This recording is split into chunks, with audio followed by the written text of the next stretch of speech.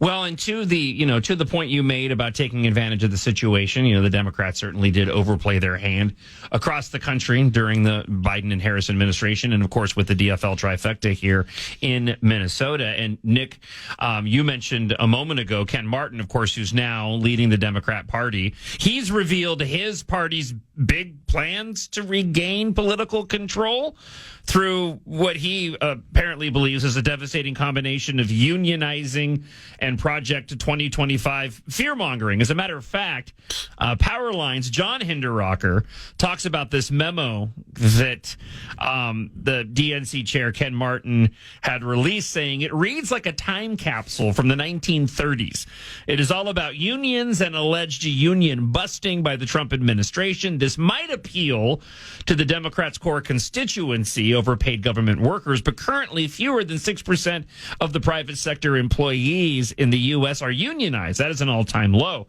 To kick off his campaign, though, and to put a period on this, Martin did post a short pep rally video of himself with United Steelworkers International Vice President at Large, Roxanne Brown. The irony in this clip, by the way, of the DNC going to Pennsylvania for this, right? It's a state which has deliberately and willfully devastated workers with its continued war on fossil fuels, and to champion downtrodden workers was completely lost on Ken Martin. Listen to this. Hi, I'm Ken Martin, the newly elected chair of the Democratic National Committee, and I'm here with my great friend, Roxanne Brown, who is the International Vice President of the United Steelworkers of America. And I got to tell you, right now, we know that the labor movement and unions are the backbone of the Democratic Party. They help build this country. They help build the middle class. But right now, Donald Trump, Elon Musk, and J.D. Vance are attacking working people in this country. And my question for Roxanne is, what are the stakes right now? How do we fight back? What are they doing to the labor movement and to unions and working people right now that we need people to know about? Well, first, Ken, thank you so much. And thanks for being here in Pennsylvania and making this your first stop on your tour. That means more to us than you know. And I would simply say that right now, working people are on the front lines of every single attack that's coming out of the Trump administration. Safety and health, wages, the ability to afford housing, food, medicine, everything is under attack. And so what do? The labor movement is quite literally built for moments like this. We are built for fight, and it's going to require a ground-up movement, and that's what we're doing. That's what we're committed to doing. You being here in Pennsylvania is a big part of that, because you're actually meeting with the people who are impacted every single day on the ground in communities that people don't talk about, but the communities that are being impacted by everything the Trump administration is doing. So thank you.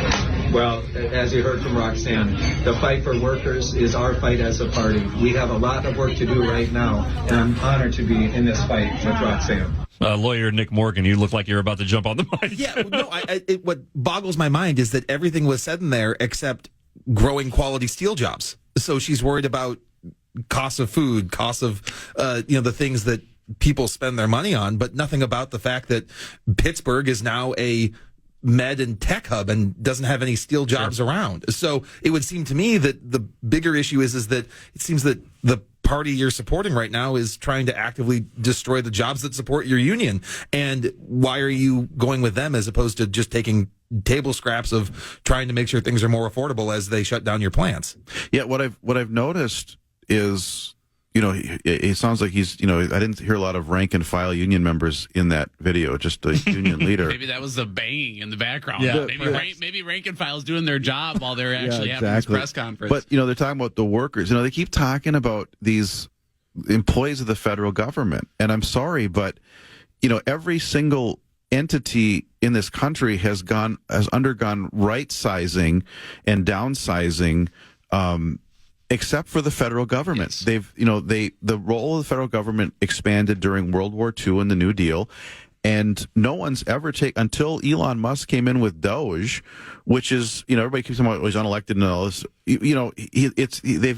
Obama created this department of information, digital information service or something, and they renamed it DOGE. So he's acting as an executive branch employee, basically doing this. Which, by the way, all other companies, we were talking earlier, all other companies do go through right sizing. You know what all other companies worth their salt do?